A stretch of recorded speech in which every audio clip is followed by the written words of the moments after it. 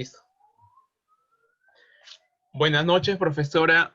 Hoy en la semana 8 realizaremos una exposición sobre la intervención de John Maynard Keynes en la crisis del 29. Integrantes: Heidi Yasmín Bautista González y Erich Schneider Mucha Breña. A continuación, mi compañera Heidi expondrá el mapa conceptual que usted mandó a realizar. La intervención de John Maynard Keynes en la crisis del 29. Escuela keynesiana. ¿Qué ocurrió en 1929? Ocurrió la llamada Gran Depresión, que se originó en Estados Unidos a partir de la caída de la Bolsa de Valores de Nueva York y tuvo muchas consecuencias, entre ellas la caída del consumo, la caída de los salarios, restricción del crédito bancario, el sector financiero, suspendió la prórroga en las hipotecas. ¿Quién fue John Maynard Keynes? Fue un economista británico considerado como uno de los más influyentes del siglo XX. Sus ideas tuvieron una fuerte repercusión en las teorías y políticas económicas. Obra: el Estado sería el motor para resolver el problema de la recesión y desempleo mediante el aumento del gasto público. A continuación, mi compañero Erich pondrá en contexto sobre la crisis del 29. Gracias, compañera Heidi. Bueno, profesora, yo voy a poner en contexto, mejor dicho, a la crisis del crack del 29. La intervención de Keynes en el crack del 29. John Maynard Keynes. John Maynard Keynes fue un economista británico del siglo XX y uno de los economistas más importantes del siglo. Ejerció una gran influencia después del crack del 29. Sus teorías económicas han formado una escuela de pensamiento económico llamada keynesianismo en su honor. Recibió desde joven una minuciosa educación profundizando en materia económica por consejo de su tutor Alfred Marshall. Más tarde, después de un breve periodo trabajando en el Servicio Administrativo Británico para la India, entró como docente en 1909 a la prestigiosa King's College de Cambridge, donde enseñaría economía hasta la muerte. Principales obras: La moneda india y las finanzas, las consecuencias económicas de la paz. Obra cumbre: Teoría general de la ocupación, el interés y el dinero. ¿Qué es la escuela keynesiana? El keynesianismo es una teoría económica propuesta por John Maynard Keynes, plasmada en su obra cumbre Teoría General del Empleo, Interés y Dinero, publicada en 1936 como respuesta hipotética a la Gran Depresión de 1929.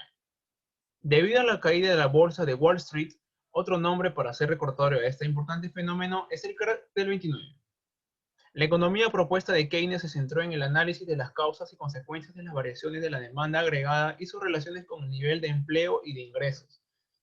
El interés final de Keynes fue intentar dotar a las instituciones nacionales o internacionales del poder para controlar la economía en las épocas de recesión o crisis.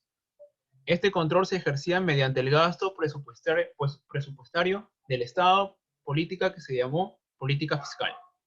La justificación económica para actuar de esta manera parte sobre todo del efecto multiplicador que según Keynes se produce ante un incremento de la demanda.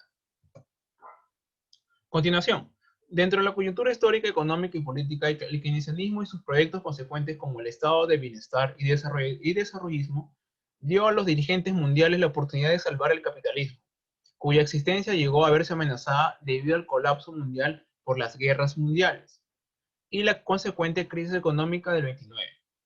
Tras la intervención de la FIT en el mercado accionario. Durante los años de guerra, Keynes tuvo un papel decisivo en las negociaciones que iban a dar forma al orden económico internacional de la posguerra. En 1944 dirigió la delegación británica en la conferencia de Bretton Woods en los Estados Unidos. En la conferencia jugó un papel importante en la planificación del Banco Mundial y el Fondo Monetario Internacional. Si bien las repercusiones políticos económicas de Keynes y varios de sus partidarios son variadas, algunos creen que la idea del keynesianismo es salvar al capitalismo o mantenerlo estable. El crack del 29.